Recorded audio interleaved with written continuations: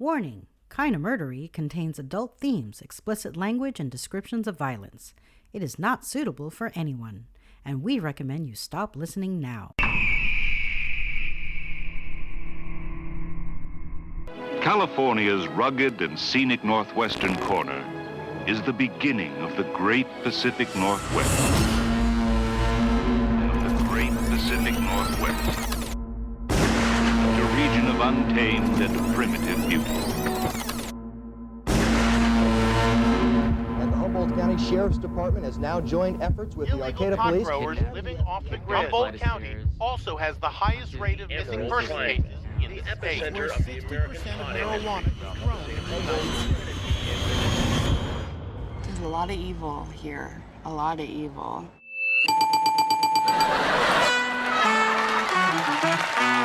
This is Kinda Murdery, and you're entering the Emerald Triangle.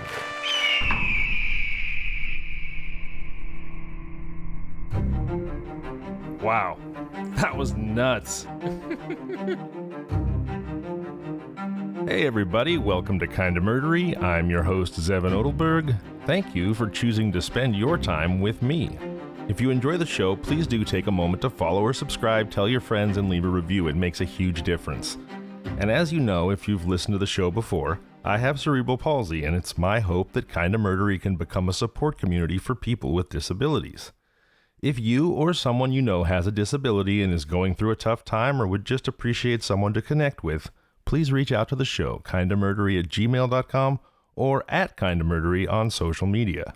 Now, you may remember a murder story we told from 1919 called The Shotgun Slaying of Frida Beckley. If not, go listen to it. And while the events are horrific, the twists and turns of the story are riveting and irresistible. Now, why am I mentioning this terrible killing that I've already told you about? Because, whoops, I did it again. I found another story about the shotgun murder of a newlywed, and she's also named Frida, and it also happened in the 19-teens. And I'm going to ask you to listen to it, but I think you'll be glad you did. This story reminded me of the talented Mr. Ripley, if, instead of a genius sociopath, Ripley was a mediocre, horny bigamist who thought he was a genius, but was actually suffering from the Dunning-Kruger effect. Today's tale is a study in the Dunning-Kruger effect, which, if you're not familiar with it, is a psychological disorder that causes people to think they are brilliant and competent and an expert, when in fact they are the opposite. Put another way, it's easy answers for simple minds, or even more simply, if you're dumb enough, you think every answer is an easy one. So, prepare yourself for the dastardly deeds of the untalented Mr. Ripley. In fact, this case had an evocative name of its own, not just one that I gave it at the time. In September of 1916, a railway worker at the Grand Trunk Railroad in Muskegon, Michigan, uncovered the badly decomposed body of a young woman, and her identity, and the mystery behind her murder, was dubbed the Borland Woods Mystery by the residents of Borland, Crystal Lake, Muskegon, and other communities surrounding the Borland Woods. Now, you may have figured it out, but today we are nowhere near California's Emerald Triangle. Instead, we're in Michigan's Emerald Hand. I just made that up right now. Michigan is shaped like a hand, and forests are emerald. Send forth the murder heralds to decree henceforth that the woods of west central Michigan shall be known as the Emerald Hand. Now, why are we here? Well, today is a very special day on Kinda Murdery. I am once again reunited with my good friend Nick Viau for no less than the fourth time here on Kinda Murdery. How you doing today, Nick? I'm doing really good, Zevon. I'm happy to be on here. You know, we have a triangle too. Did you know that? Oh, you do? No, I did not. You've never heard of the Great Lakes Triangle? Oh man, now I feel like I'm unprepared and unprofessional. No, please enlighten me. Well, you're you're an actual entire continent away, so I don't expect you to know. But actually, and you might want to look into this yourself because I think you'd like this. But the Great Lakes Triangle is a lot like the Bermuda Triangle. We've had a lot of planes, a lot of shipwrecks, and things go down in the Great Lakes within that forms a triangle. And with like Huron, Superior, Michigan, and wow, it's really pretty fascinating. Sounds super up my alley. Yeah, things just disappearing without a trace, and the whole Bermuda Triangle thing, but here, so you ought to check that out. But yeah, it's just the Great Lakes Triangle. So do you think some of it is that those big nasty root balls that you told us about last time you were on, just sinking people willy-nilly, or what's your theory on what's going on here? They could take a little bit more than a root ball there. I mean, the lakes are a lot bigger than than a lot of people think, though. They're basically oceans, right? They basically are. Lake Superior is the scariest thing that it's super deep, super cold, and really eerie.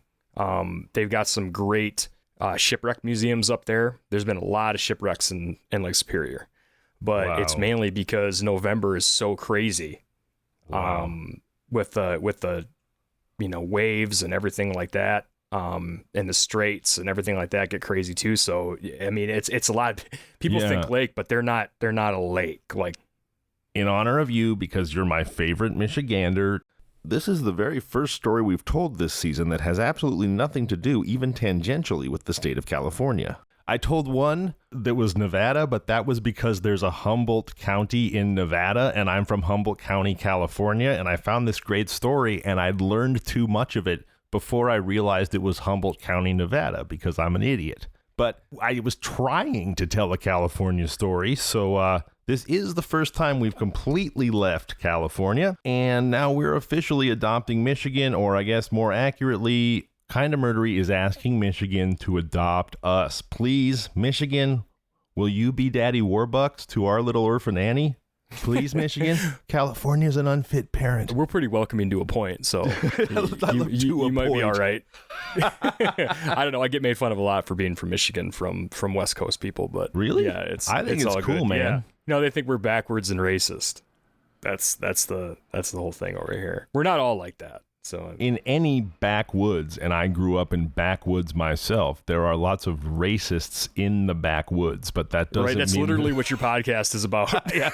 But that doesn't mean that everyone is backwards and racist, but there are racists in the backwoods, that's for sure. And you could be backwoods without being backwards. Yeah, you can. Yes, you can. And I like to think that describes my family. But I did go to elementary school with the daughter of a guy who, well, his father was in the actual SS, and he was an unabashed Holocaust-denying Nazi who lived in the woods, had a German Shepherd that used to run wild and kill everybody's sheep, and he grew a lot of pot back when it was never legal, and all of his pot grows were down by the river. So if you were swimming in the river and you went around the wrong bend, pretty soon there were bullets whistling past your head. So that's an example of a backwoods racist in California. So yeah, don't give Michigan a bad name, guys. They're everywhere. The racists in the backwoods, I mean. We got weed too. We're civilized. I bet you do. We have marijuana. I bet you do. Yes, it's legal. Indeed. We got green thumbs here. Really green thumbs. But anyway, you found, you just picked a random Michigan story, and I've never heard of this. That's kind of awesome and amazing. And by the way, tell me if I'm wrong, but I don't think Muskegon is too far from Sheboygan, is it? Isn't it kind of your neck of the woods we're talking about? No, Muskegon is. But remember, I live in Grand Rapids now. That's right. I'm from Sorry. Sheboygan originally. My family's all in Sheboygan, but I'm in Grand Rapids, Michigan now, and I work at Grand Valley State University, which is in Allendale, Michigan, and we actually have a research facility in Muskegon, the Annis Water Research. As obsessed as I am personally with water research, we should probably get onto the story, but I do have some questions I want to ask you about lake monsters, so we'll get back to this. As we always try to do here on Kinda Murdery, if we're going to tell a murder story, we should start with the person who deserves our remembrance and our sympathy, and that is the murder victim. There's too much idolizing of killers in our culture in terms of treating them almost like amoral superheroes, and so let's try not to do that, and instead let's talk about the poor young woman who had her life taken, and her name was Frida Weichmann. Now, who was Frida Weichmann? She was born Frida Luckow in Chicago in 1894. When she was still a very young girl, her mother passed, and her father, Gustav Luckow, who struggled with addiction, couldn't care for her, so she briefly became a ward of the state before being adopted and raised by her aunt. Her aunt features prominently in this story and is referred to only as Mrs. Clinky, but her surname must have been Weichman when she adopted Frida, because that is the surname that Frida took. And to her great misfortune, she was destined to become Frida Sheldon, or actually Frida Piper. And why is it that I don't know the victim's married last name? Well, I know it, but you see, that last name confusion is the crux of this whole story, and so we'll get into that a little bit later. Little is known of Frida Weichman's childhood, but she grew up to be a gorgeous and extremely athletic brunette, attractive enough that her likeness was a staple in the papers around the time of her killer's apprehension. Not a lot of newspaper articles had photos in 1919, but if you investigate this case, you'll see that the vast majority of them had pictures of Frida Weichman in them, and I think that's because attractive women sell newspapers. It's still true today. So as I mentioned, not just looks, but athleticism. Now, the history of professional tennis in the United States is a topic for another researcher and another show, so I can't tell you exactly how a person made money playing tennis as a young woman in 1914, but Frida Weichman was a Chicago club, by which I believe they mean blue blood private clubs for wealthy people, a Chicago club tennis champion who had amassed winnings by the time she met our villain of as much as $8,000. Now that's $231,000 today adjusted for inflation. Pretty nice nest egg for a 26-year-old orphan, I'd say. What do you think, Nick? Yeah, that is. The newspaper thing is super interesting too. Yeah. She was a little orphan Annie, and she was her own Daddy Warbucks, so that's awesome. I mean, especially in 1914, you don't hear about that much. I mean, this is a pretty badass young woman. I gotta ask you, Nick, because this is the first thing I thought of when I saw how much money she had at that age, and then adjusted it for inflation with the handy dandy Google calculator and the whole deal. When you were a little kid, not when you were 26, but when you were a little kid, do you have a memory, like how much money did you think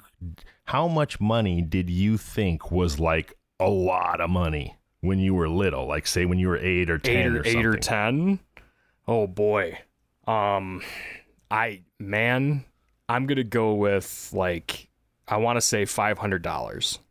See, you were much more sophisticated than me then, because for some reason, and now when I was about 6, 7, 8 years old, my allowance was 50 cents a week, and it wasn't just an allowance. It came with chores. It was like, clean your room, bring in the firewood, XYZ, and then here's your 50 cents a week. So I have a very clear... What? Damn, dude, you got ripped off. I know, I did. It was enough to buy one pack of baseball cards if the shop owner who liked me because I was a cute little kid didn't charge me tax. You know, though, basically. I will say this though. I did a lot of work for my dad down at our clothing store, and he paid me basically in hockey cards and comic books. So that really isn't that far off. You know, a buck, but not per week. That might have been one day. That's sweatshop labor. To be somewhat fair, I guess, I did grow up in the middle of the woods an hour from town, so I only went to town once a week. But still, I mean, even that young, I was pretty aware that 50 cents was not enough, and having to save up my 50 cents for a month to buy one comic book was a little rough. But anyhow, my parents listen to the show. Love you, Mom and Dad. And the point is, I remember very clearly having this thought. It's like a foundational memory for me. And the thought was this: if I just had $10, like 10 whole dollars all my own, I'm like the people from A Million Ways to Die in the West being like, show some respect, boy, that's $1. I love that movie. Yeah, I do too. Very underrated, everybody. But if I just had $10, I would have all the money I needed in the world. I thought I would be Elon Musk. I would have an unquenchable amount of money if I just could get my hands on a full $10. So that was the amount of money I thought was a lot. Yeah, I had you beat there a little bit. But, I think there was a reason why I thought $500 was a lot of money. I think around now I'm thinking more around the age of 10. I mean, we had some gaming systems and stuff out there then too. Mm-hmm. But I think I was I hardcore wanted an electric guitar. in like an electric. That's a good reason. Yeah, and I remember going down to the music store. I might have been around 11 actually, but and the guy was trying to sell me on some like 80s metal guitar and like an amp, and I just remember it being like $500, and my mom and dad like giving me my aunt's acoustic and having me learn on that before they would spend that kind of money to help me get a guitar. But yeah, that's why. So otherwise, I still thought $10 was a lot of money too. If you have $10, my kids today, if they have $10, they think they're loaded. So, well, Frida Weichmann didn't have much as a kid, but as we've discussed, by the time she was a young woman, she'd earned nearly $250,000 in tennis victory winnings. Now that I've introduced you to Frida, it's time to meet the protagonist, or really the antagonist of this story. The guy who makes everything happen, for better or worse, actually for much worse. It's not a question. And of course, I'm talking about the untalented Mr. Ripley, our middlingly intelligent killer, Milo Piper, bigamist. Now, you know how attorneys might have a card that says, like, Nick Viau, Esquire? Professionals, for some reason, I picture this guy with a little card that says Milo Piper, bigamist. And I'll get into that. So here's the story. Milo Piper is an insurance salesman in Muskegon, Michigan. He's married to a woman named Iva Goodnow, and they have a 3-year-old kid. He is unhappy with his lot in life, or I don't know if it's a midlife crisis or if he's just a sociopath or some combination of both. But what he does is he gradually embezzles postage stamps from his workplace at a speed at which no one notices. We got another postage stamp thief? We do, and in this case, the postage stamps enable actual murder. How the hell do I get the postage stamp I know, right? What a racket. It's so wild because what it tells me is that, today, obviously, our money supply is out of control. Inflation's out of control because since the start of the pandemic, they've printed close to a quarter or a third of the total amount of money printed in America since the founding of America. So for us, money is everywhere, physically, digitally. I mean, you may not have it. When I say it's everywhere, I mean it's commonplace, right? You might walk out to the parking lot at the grocery store and see a dime on the ground or something. Well, back at the dawn of the 20th century, actual physical money, I think, was pretty relatively rare, because I run across these stories all the time about people paying for things, buying things with postage stamps and stealing postage stamps. And in fact, postage stamps have never been legal tender in the United States. You cannot actually, with the blessing and full backing of the United States government, buy anything with postage stamps. Now, Nick, you probably know this because you're a Civil War buff, but they did pick up some cachet as currency during the Civil War, particularly in the Confederacy, because their money was so unstable and functionally worthless that people would hoard postage stamps and use them like paper money because they did have an ascribed value for a known service. And so it's the same thing here in the year 1915. Good old Milo Piper, or I should say bad old Milo Piper, a.k.a. Otto Sheldon, what a name to make up for yourself, gradually steals like a couple $1,000 worth of postage stamps from the insurance company that he works for, which tells me that even in 1915, your Geicos and whatever of the worlds were sending out way too much obnoxious junk mail, because he's actually able to embezzle a couple $1,000 worth of postage stamps without anybody noticing. Dude, I just got that Johnny Cash song in my head, though, that one piece at a time. So he's doing that walk down the street, Yeah. He's got his postage stamps in his pocket.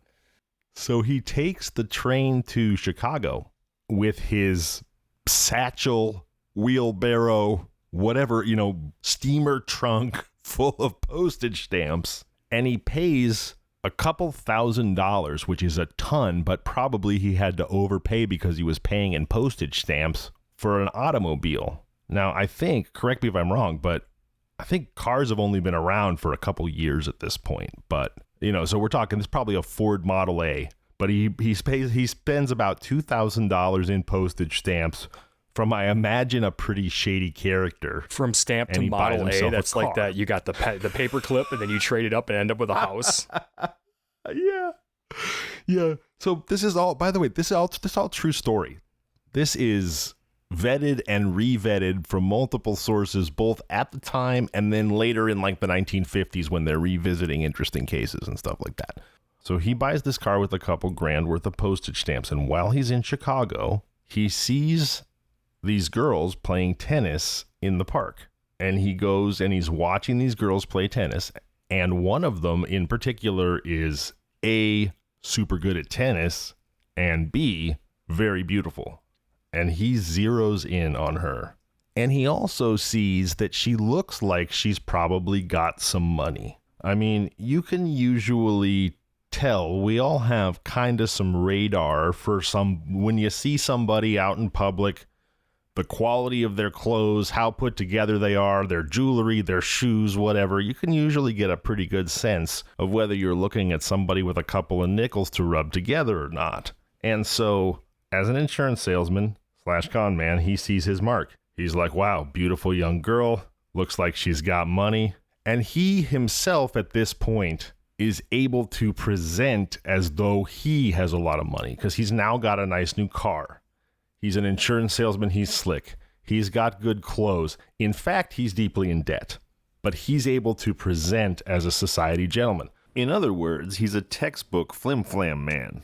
So he goes up and he introduces himself to Frida Weichmann, and he just starts aggressively wooing her. He takes her out on date after date. They go out like 6 days in a row. And then on the 7th day, she takes him home. She lives at a boarding house for working young women run by a man named Charles White, but it's a super upscale boarding house in a fancy neighborhood. And then he proposes marriage, and he says, I love you, marry me. I'm going to take you all over America in my new fancy car, and then we're even going to drive down to South America. We're going to see the world, baby. Also, and I imagine most of you saw this coming, he convinces Frida to withdraw her $8,000 from the bank so that she has money with her on this extended traveling honeymoon they're going to take.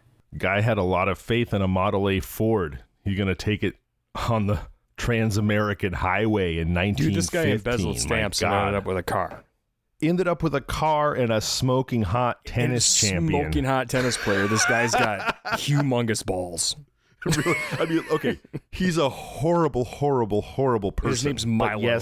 Yes, it's true that Milo Piper started as a bankrupt insurance broker like 2 weeks ago, then ran off with a trunk full of stamps, ended up with a brand new car and a hot, rich girlfriend, a wife. But meanwhile, of course, this morally bankrupt bastard has his actual wife and actual 3-year-old child back in Muskegon, Michigan. So he's just not worrying about that already married, already have a family detail.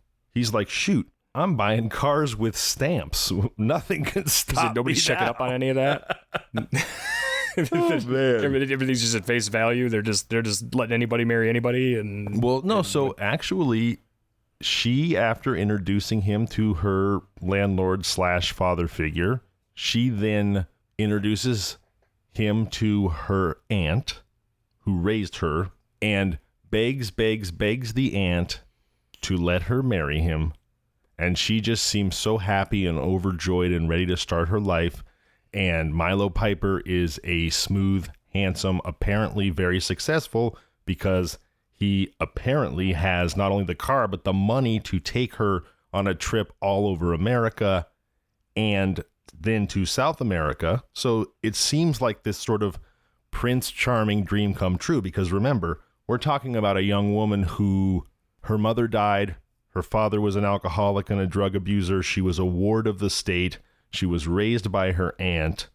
I mean, she had a lot of things stacked against her, and she grew up into this very impressive young woman, and now along comes her handsome knight in a Model A Charger, And so the fairy tale story seems to be going exactly how our collective cultural zeitgeist might expect it to.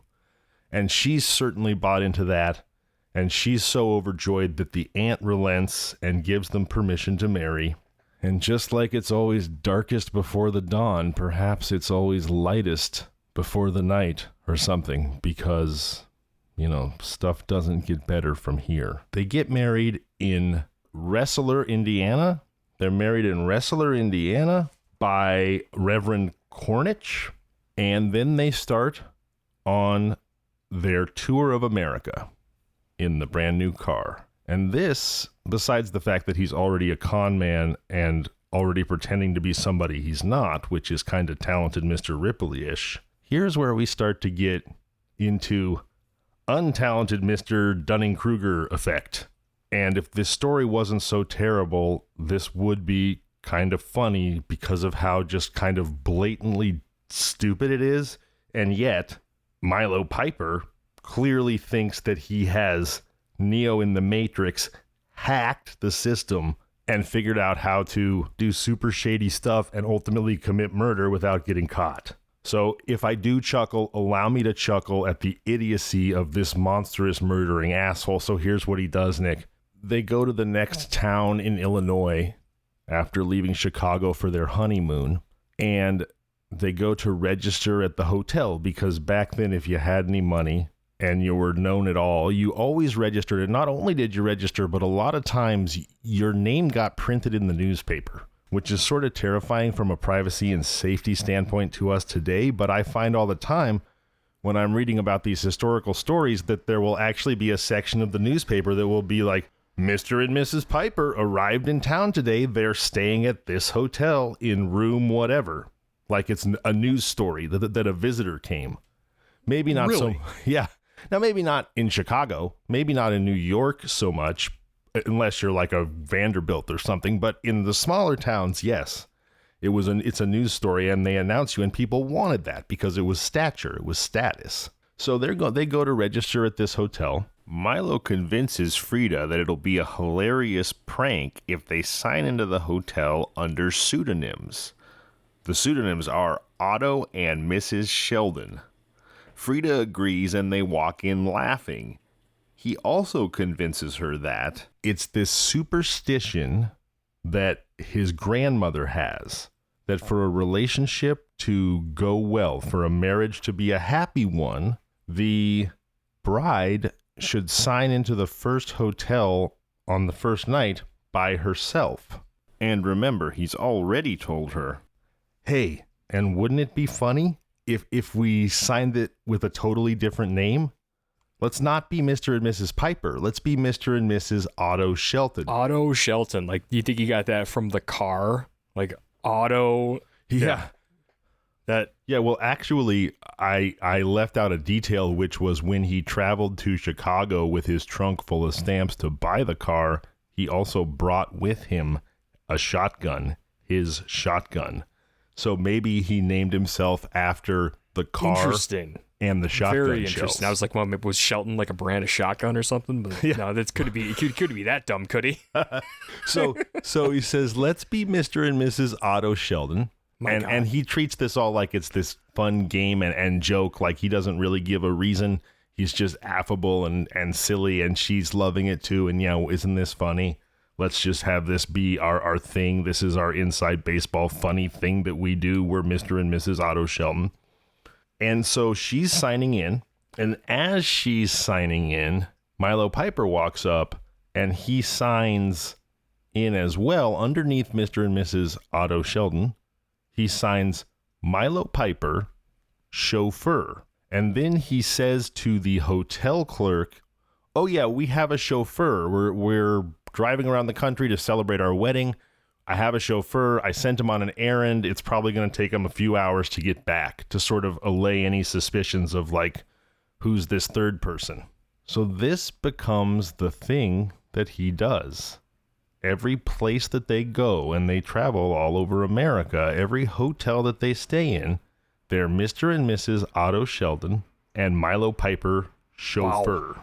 So you can see what his plan is here, the way in which he thinks that he's broken the matrix, is there's a married couple traveling around the country, and I, Milo Piper, the actual guy who will have to answer for anything that happens and has an actual wife and child back in Muskegon, Michigan, I'm just their chauffeur. That's what I'm here doing. You see, Mr. Idiot Savant Dunning-Kruger here thinks that he's created the perfect alibi, that he can be the guy who was there. He can be the guy that had means, and he can be the guy that had opportunity. But he was just an employee and therefore would have no motive, and no one would ever figure out that he actually did anything because he's just the chauffeur. And he's thinking to himself, I'm a freaking genius. So meanwhile, he's conning his young bride. He's gotten her to advance to him, give to him her $8,000. He basically got it from her before they left Chicago. She took it out of the bank to take on their amazing trip. And they are traveling around, and they actually run out of money. And so next thing you know, they're writing to the aunt to have her send the money, and she does because it's her essentially daughter. And the troubling thing to Frida's aunt is the evolution or de-evolution of the letters that she receives from her niece. And you can probably guess the way that it goes because they're traveling for months. And it starts with, I've never been so happy in my life. I'm living a dream. I'm Cinderella. And then eventually, the last couple letters she gets are essentially something to the effect of, I think my new husband is sick of me already. Well, one day in late summer of 1916, Otto Piper, even I got tricked by his name trick, Milo Piper, returns to Muskegon with a new car and a shotgun and no bride, except for his actual wife, who's at home with the kid being like, so where have you been for the last forever? Guy must have been one hell of a smooth talker, though, because he essentially moves back in and reconciles with his wife, and he goes back and he gets his old job back at the insurance company. So I guess they still haven't uncovered his stamp fraud. Meanwhile, just to set the timeline here, Milo Piper and Frida were married in 1915. Then they traveled around for close to a year before the money ran out. They started with her money, the $8,000 she'd won playing tennis. They ended up asking the aunt for money, which she sent because Frida was essentially her daughter. In truth, they never spent Frida's money. She only thought they did. And Milo started instructing her to ask her aunt for money to cover up the fact that he had embezzled the life savings of his new bride because he was broke when he left Muskegon. And when he returned with nothing but the car and the shotgun, it was later discovered that he had $7,000 in the bank. And the dark foreshadowing of it all was the evolution or devolution of Frida's letters, which went from, I'm so happy I'm over the moon, my life is a fairy tale, to the last couple of them, I'm so sad and I think my new husband is sick of me. So Milo Piper, after disappearing to Chicago in the middle of 1915, returns to Muskegon in 1916. He's still got the car, he's still got the shotgun, but of course, no Frida. Now, he must have been one hell of a smooth customer, because what does he do? He goes straight home, he reconciles with his wife. I guess he's like, oh, hey, kid who's 3 and whose year and a half of your life I just didn't experience at all. I'm your dad. And hi, honey, I'm home. And then he goes and he gets his old job back at the insurance company, which is also incredible. I guess they never figured out he took all those stamps. What is going on here? Like, right. What is going on? The negligence and this guy must have been, you're right, being a smooth talker. Yeah, I mean, some con people, from what I understand, lucky for me, I've never experienced it, but can truly be that magnetic. I don't know if anybody's seen Nightmare Alley, but I keep thinking of Bradley Cooper's character, the mentalist flim flam man. But yeah, he convinces everybody, takes him back, his wife, his employer. But meanwhile, obviously Frida is missing, and Frida's aunt is certain that something horrible has happened, because she and only she at this point has saw all of Frida's letters.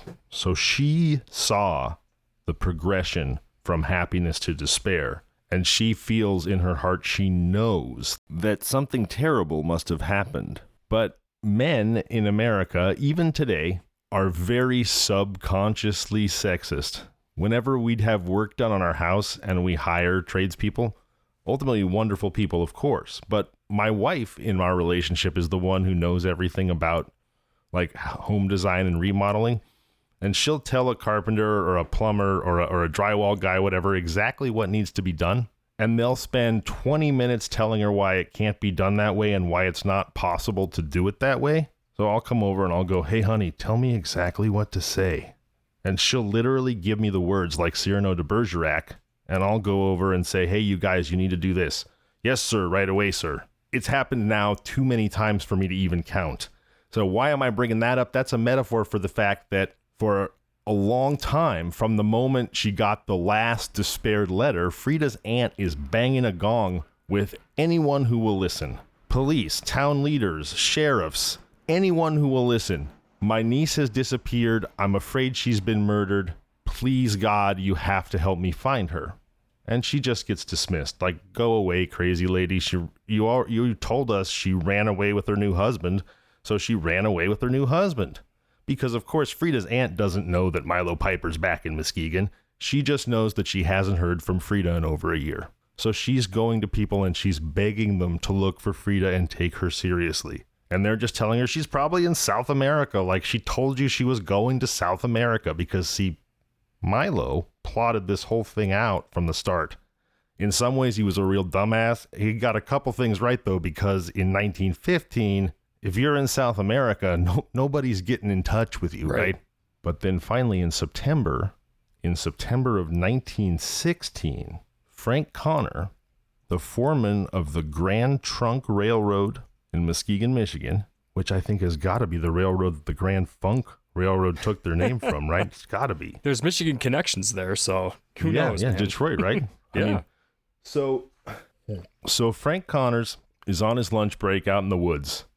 I mean, who knows what he's up to? Maybe he's taking a dump. Maybe he's upset. So he's on his lunch break, and he's wandering around in the Borland woods.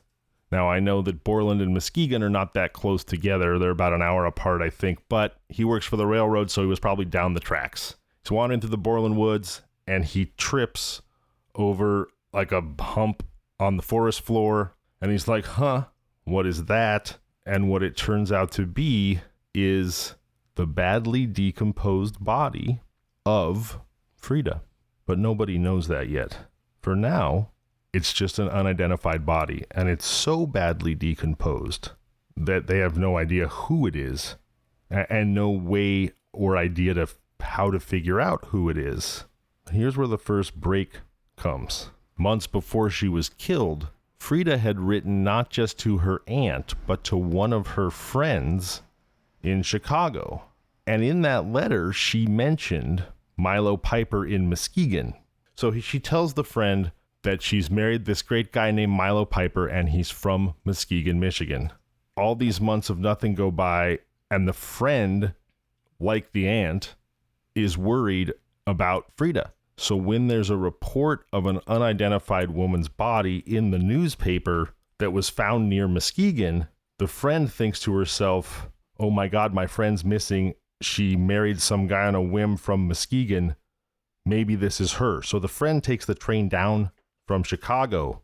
She goes to Milo Piper's house because everybody was listed in the phone book back then. And she meets Mrs. Piper. And of course discovers that Mrs. Piper is in fact Milo's original wife, Ida, not her dear friend, Frida. Next, she goes to the coroner and the police and asks to see the body, and is able to identify Frida based on the remnants of her clothing and whatever jewelry or possessions were still sort of on the body. And then immediately they get in touch with her aunt, who also comes and confirms that in fact it is Frida's body. Wow. What a terrible feeling. Can you imagine? Oh my God. Oh yeah, just finding that out and just like, oh, Muskegon. Wait a second. I know. And then you're like, I mean, the whole time you'd be telling yourself, there's no way. I just have to make sure. And then when it actually is, I know. So now they start to investigate. Obviously, they know who it is. So now they talk to the aunt. They know that. So they start to investigate because now they have information to triangulate from both the aunt and the friend. And they know that the couple was married and going to travel the United States. So they start calling around to sheriff's departments in different cities. They find the marriage certificate in Rensselaer, Indiana. They find the reverend who married them. And as they're calling these hotels, they keep getting the same response, which is a Mr. and Mrs. Otto Sheldon with a chauffeur named Milo Piper. Well, obviously, the name Milo Piper rings a little bit of a bell with the Muskegon police. So they go look for him, and they go to his workplace, the insurance company where he works, and they say, don't you have a guy named Milo Piper working here? And the boss says, yeah. And the policeman says, well, where is he? He says, oh, he's one of our salesmen. He's over there. He's on the phone. So the policeman goes over to Milo and he says, so we're investigating the murder of this young woman who married a guy named Otto Sheldon and was apparently driven around the country by a chauffeur named Milo Piper. Do you know who this Milo Piper guy is, Mr. Milo Piper? And we know that Milo Piper is nothing if not bold. The man has nothing if not gall. And he says, yeah, of course I know who Milo Piper, the chauffeur, is. It was me. He says, I drove them all around the country. Otto Sheldon was a guy who sold newspaper subscriptions. He got super rich. He was taking his beautiful young wife all around the country. I'd gotten sick of just being an insurance salesman, so I went to Chicago and got myself this job as a chauffeur so I could see the world too. Then at some point during our travels, his businesses went south. They ran out of money. He couldn't pay me, so naturally I left and came home. Pretty simple. That's how it happened. And initially the police were like, okay, that sounds plausible-ish, right? So here's where, when I called him the untalented Mr. Ripley, right? He thinks he's got this genius plan in place because he can just say, yeah, I don't know what became of the couple. I was the chauffeur. And this was obviously his get-out-of-jail-free card in his mind the entire time. But to make a murder case, right? What are the things that you absolutely must have? You've got to have motive. You've got to have opportunity. You've got to have a body. Now, obviously, they didn't have the body until they found it. The motive is obvious, money. Now, the opportunity, though, is being in the same place at the same time with the victim.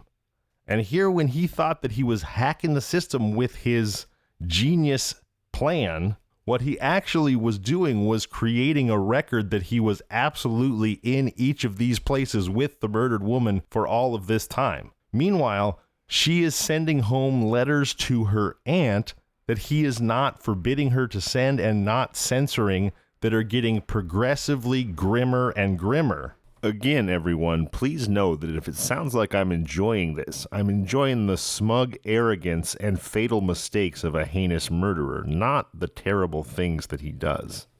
So, the aunt gets a letter dated on a particular date that says, I think my husband's sick of me, this is a nightmare. And right there on that same date, he has created proof that he was there with her with ample motive and opportunity to murder her. Exactly. So even if there's Otto Shelton, so if there is an Otto Shelton, there's no body for Otto Shelton.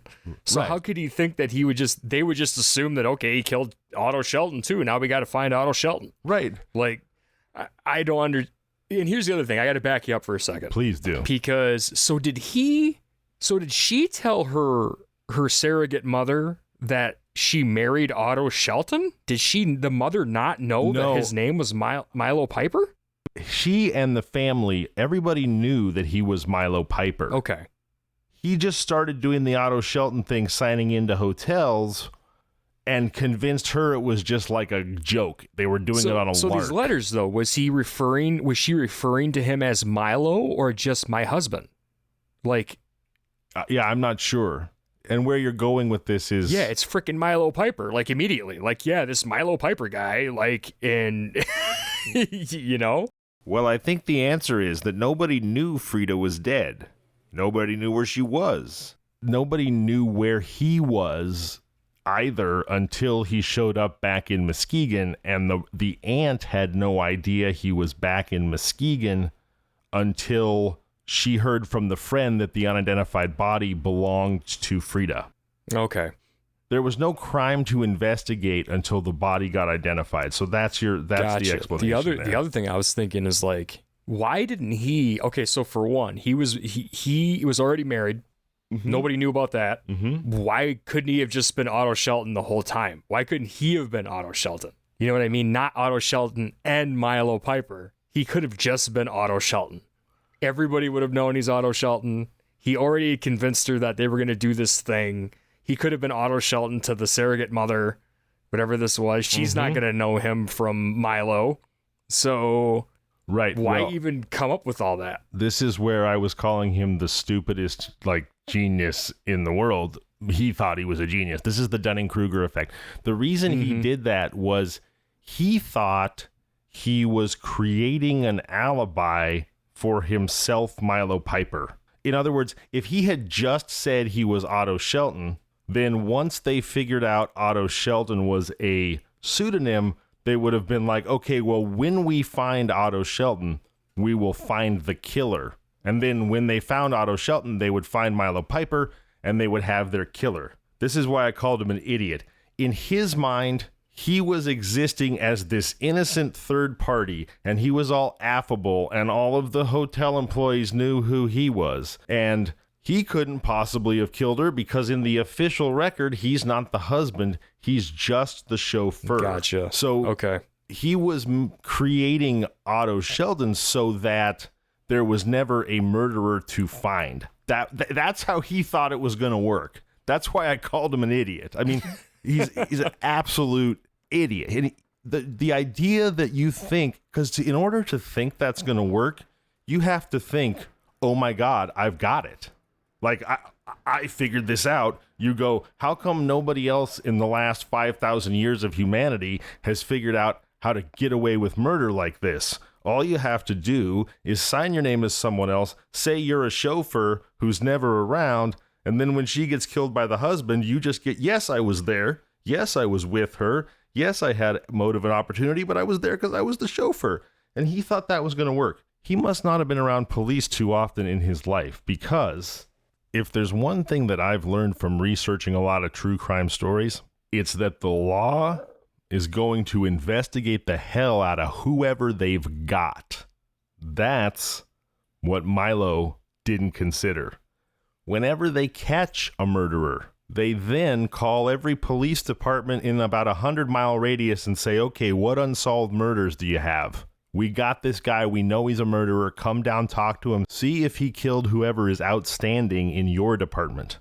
Once they get a hold of you, they're going to find out everything. So the problem with Milo's brilliant plan, or I guess he was such an irrationally confident con man, that he thought that they would get a hold of him and then just agree with him. Oh yeah, of course, you were just the chauffeur, of course.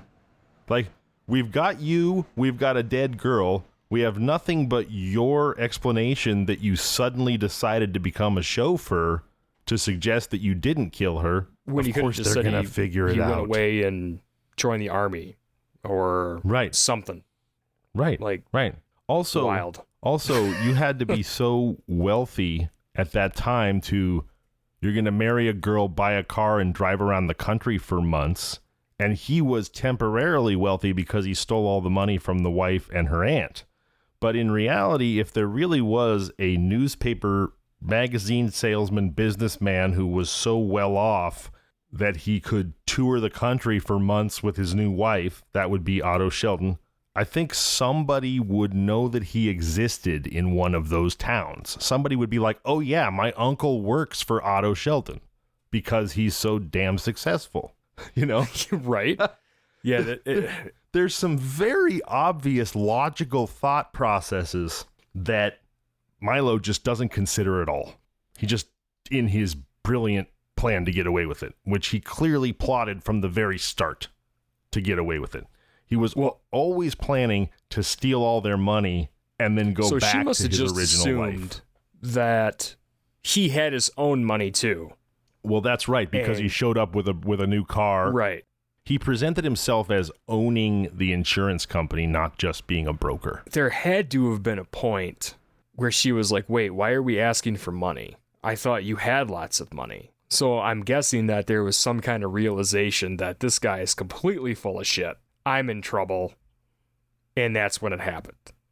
If he's like other terrible people like him, the point at which she started to go, hey, wait, why are we asking my aunt for money, is the point at which he started being super cruel to her and saying, I don't love you anymore. I should never have married you. You were the biggest mistake I've ever made in my life, etc., etc. So we probably know when it happened in the sense that it's when the aunt started to get the despairing letters from her, is when she started to ask those questions. So do you think he drove all the way back to Muskegon? Well, wait a second. Well, they found her in the Borland Muskegon. woods, which I believe, and you can correct me, but I believe it's about an hour and a half away from Muskegon. Yes. Yeah, so, but it's in Michigan though. So he returned to Michigan. So that's what I'm trying to figure out. Did he kill her? He must have killed her in Michigan then. Yeah. Here's what happened. He gives his explanation to the police that he was just the chauffeur. Initially, they sort of have to buy it because they can't initially prove that it's a lie, even though they clearly think that it is. But they question him extensively, and they ask him about all the different towns that he visited with the Sheldons. And he tells them about all the different towns, because in every case they call the hotel and it's Otto and Mrs. Sheldon and chauffeur Milo Piper. Well, there was one town they stayed in where they arrived late at night, and it was raining, and she was tired and she was wet, and he was tired and he was wet, and they were fighting and they were unhappy and they just wanted to get into the room, and he forgot to sign in as Mr. and Mrs. Sheldon, and they just signed in as Milo Piper and Frida Piper. Well, when he mentions the name of that town to the sheriff, and the name of that town was Warrensburg, Missouri. When he mentions the name of Warrensburg, Missouri to the sheriff, he instantly remembers what happened and realizes he made a big mistake, and he sort of freezes. And the policeman sees that too. And the policeman says, well, what is it? And he goes, oh, I told you about Warrensburg, Missouri, and I made a huge mistake. And now the police are like, oh, well, yeah, you sure did. It sounds like you're about to confess to murder. You made a huge mistake. All your lies are unraveling, you mean? But Milo, the con man, is still quick on his feet. And he goes, oh, no, it's not that. Mr. and Mrs. Sheldon were fighting. And meanwhile, over these months that I was driving them around, Mr. Sheldon was kind of a brute. Look at me, I'm handsome, I'm charming.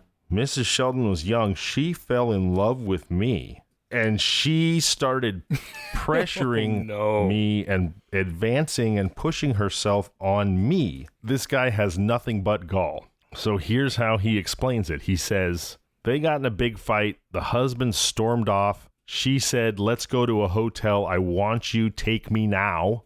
And he, being a weak, venal man, succumbed to the seduction and went and banged the boss's wife. And that's why their real names were in the register, because she signed his surname because they were pretending to be married since they were having an affair that one time. Oh, he may be an idiot, but he's quick-witted idiot. We came up with that. Yeah. I mean, that's like a dime novel alibi. Yeah, well, the whole thing, well, he must have read a lot of dime novels, because his whole plan from the start was like a dime novel alibi, right? So they don't buy that. They're kind of like, okay, I guess, but they don't arrest him yet because they still don't have grounds to arrest him on. So what does he do? He hops right in his car and he goes on the lam. And this is in the middle of 1916, and he stays on the lam for about 1.5 years. He's on the lam until he's finally captured in Ontario, Canada. Then he gets taken back and put in jail, awaiting charges and trial. So he actually he ran and he was on the lam for 1.5 years. And he's put in jail, but they still don't actually have proof that he killed her. So they exhume Frida's body, which had been so decomposed that originally the coroner did not do an autopsy on it. Then they find 2 giant holes in the back of her skull and the wadding from Milo's shotgun embedded in her skull.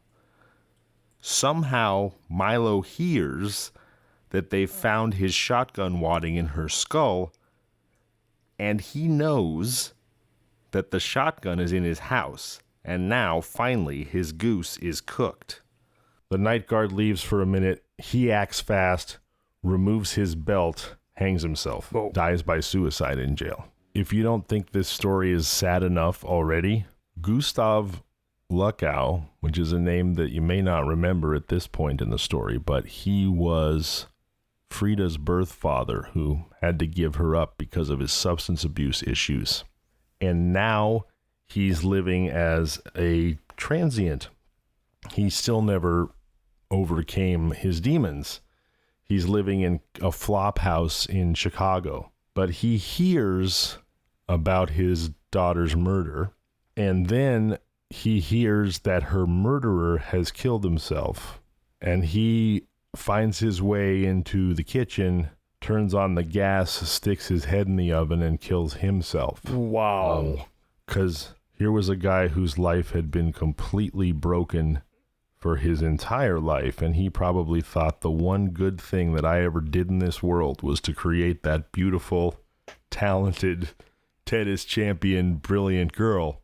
And now, not only is she dead, but I'll never get any sense of justice from her killer who's killed himself like a coward too. And so anyway, man, that really bummed me out. So there's just nothing left. That is, oh dude, this is dark. So bad. I know. I'm sorry.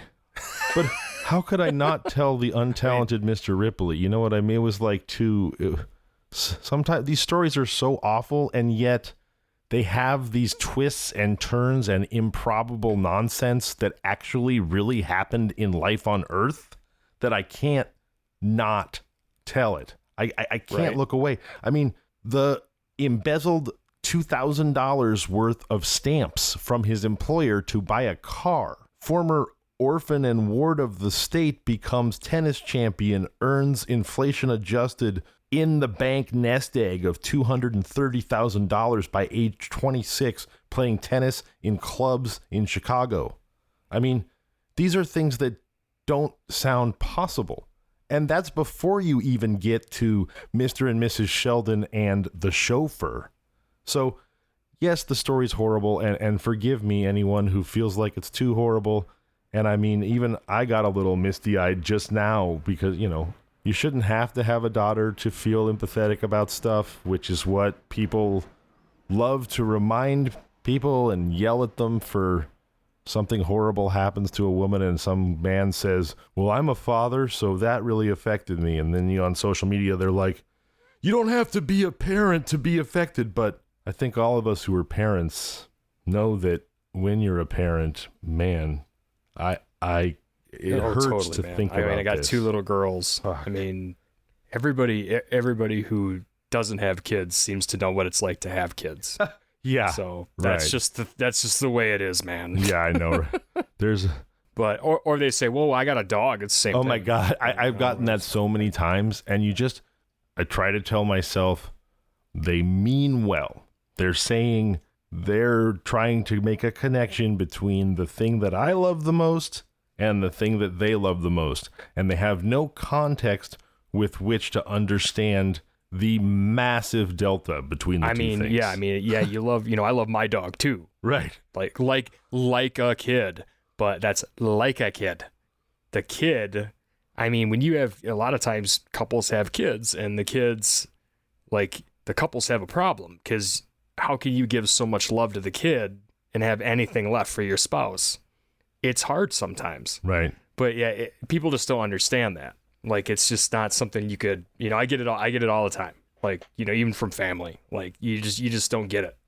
You can't know, but it's not really their fault either, because they just don't know. No. And I don't mean to cast any aspersions at anyone. And like you said, I love my dog too. And I totally understand the depth of that love. I mean, I love my bearded dragon, but let's be honest. When your dog passes away, it's really sad and you cry, and then you go buy another one, like literally buy or adopt another one. Mm-hmm.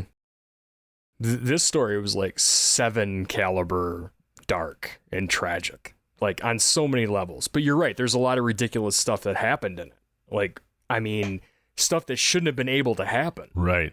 I mean, you shouldn't even be able to buy a car with stamps for starters. I mean, yeah. And I mean, also he went on the lam with this car. I mean, and no money, or I don't know how he was making money while he's, maybe the exchange rate into Canada was outrageous. Well, he's very charming and good at getting people to give him money. That's true. He was a grifter. Well, and I got to tell you, right. I have a family member. She's passed now, God rest her soul. I loved her dearly, still do. But she was a person who got taken in by just full-on single guy con men more than once in her life, who just showed up and charmed the pants out of her, and she gave them all her money. That is actually very common, and that's essentially what he did with Frida, and I would presume that's how he survived on the lam for so long. Yeah. The old bigamy trick.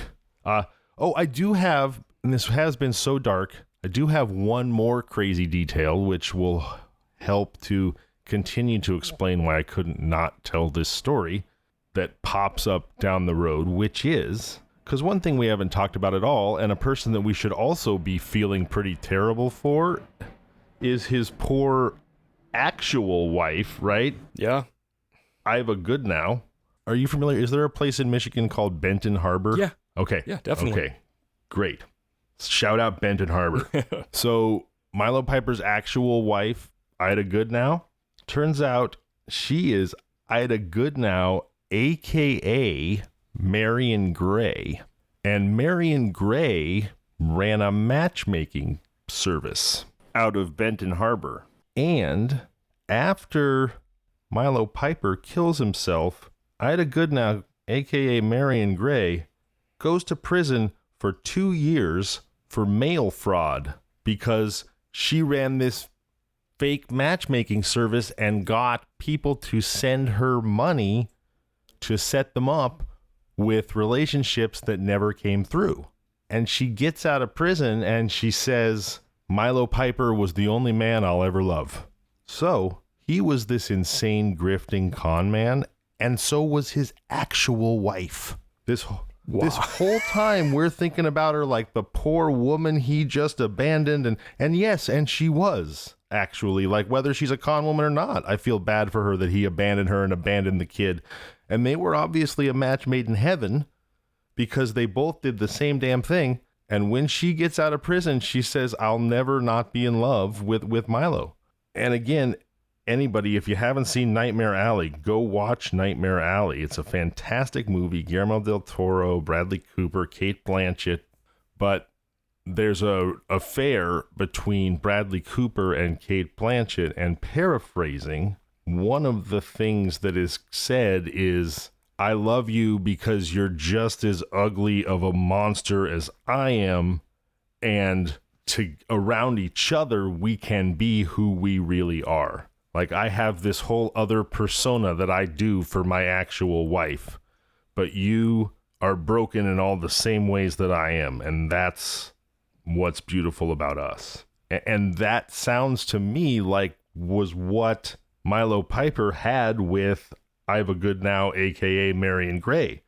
They were both grifting crooks, and they knew it about each other, and they embraced it, and they loved each other anyway. Triple swerve. Yeah.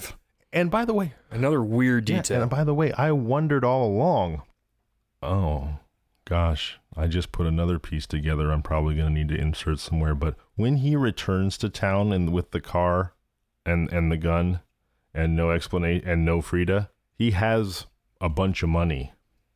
So the reason they were probably, in answer to your question, the reason they were asking the aunt for money is because he stashed hers. He probably said he spent it, but he had it. He comes back to town with something like $7,000. And when he left, he was up to his ears in debt. And so I've been wondering this whole time, and I just put it together. how the hell he came back to town after being gone for so long and just immediately reconciled with his wife. Except find out later they're both con men. Maybe little collusion, maybe this was the actual plan all along. Maybe the wife knew about Frida. Maybe the plan was to get all of Frida's money, not necessarily murder her, or maybe it was to murder her. I think she might have been in on it. It's a hell of a lot easier to swallow that, because any spouse, I mean, with a kid, and your husband who's in debt comes back after being gone, and you're just like, oh, cool. You going to take care of this debt now then? All right, awesome. But that's it? Right. Like, what that's have you fine. been up you don't to? question it? Like, that's just it? Yeah, exactly. You've been running a poker game in a monastery? You've been celibate the whole time? You've been earning this $7,000? I mean, unless he says he was on the road with insurance, or something like that. But still, he had lost his job too, so she could at any point have called and been like, "Where's my husband? Is he still working?" Or the employer, been like, "Hey, where's he at?" Well, and the fact he was specifically a con person who played on people's feelings of love, and it turns out she was explicitly and specifically a con person who played on people's feelings of love. So there's no way in hell that they didn't both know really that hoping about he had, each other. Gave her like $5,000 in stamps, and she used that to start her fraud business. Oh my God! What do I do with all these stamps? I guess I'm gonna have to find a mail order love service. That's probably just what I'm gonna have to do. You know what? That I don't have those details, but that might have been what happened. Honestly, because she made all this money by sending letters and getting letters back. She might have just been ingenious and been like, well, I got all these stamps. I got to do something with them. I'd say that's far-fetched, but there's no way that's far-fetched compared to everything else that we just heard. Right. I mean, actually, that all makes a lot of sense. If you got two con men, and you got a bunch of, if that was liquid. Yeah. Well, it was obviously liquid to somebody because he bought a car with it. But you're totally... If he's spending the aunt's money, exactly. You're totally right. It's so funny because this whole time, I thought I had the case more or less figured out, and I was saving this little, little cap on the story, almost like the sitcom thing where it comes back after the commercial for one more joke, even though this is all the furthest thing from a joke. I thought, oh, and by the way, his wife was a con woman too, was just kind of like one more crazy little like cherry on top of a crazy story. And yet, as you've just said, that little fact, which I thought of as wild but didn't really consider the implications of, makes a lot of the other pieces of fall into place. Otherwise it's like this whole thing has been kind of like there's like almost like there's elements of Seinfeld in it. You know what I mean? Just like, could you just see like, with the stamps and the car and the weird alibi. This all sounds like something would happen to Kramer and George. No, right. Kramer would be the one that thought the chauffeur thing was brilliant. They're never going to catch me. They're never going to catch me, Jerry. George, at one point, Then George would be the guy who got willed, $10,000 worth of expired stamps from some great aunt who died down at the car lot yelling at somebody who refuses to sell him a car for stamps. You're totally right. Totally. Yeah, You're and totally at one point right when we were that. talking about this, and actually around the time I found out, we talked about the chauffeur thing, I literally pictured Milo as Cosmo Kramer. Yeah. Until it all got really dark, and then I felt really bad. Yeah, I know. Yeah, none of this is funny. Still. None of this is a sitcom. Yes, but that does illustrate, though, just how wild this story is, and again, why I couldn't help but tell it. I couldn't help it. Plus, I wanted to go to Michigan. I wanted to let you guys know that you're just as murdery as everywhere else. Oh, we definitely are. We definitely are. And it was fun. Yeah, it sure was. It was fun to learn something like that. You know what? Thanks so much for being here, Nick. It's been an absolute blast.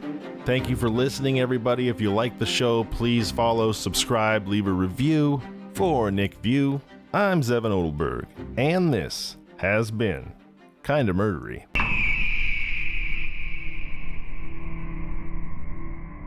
Kinda Murdery, The Emerald Triangle is created, researched, edited, produced, and hosted by Zevon Odelberg, with opening theme by Niall Madden and art by the Gin of Lang. Available now on all podcasting platforms. If you like the show, please subscribe, review, and tell your friends. You can find us on social media at Kinda Murdery or email at kindamurdery@gmail.com.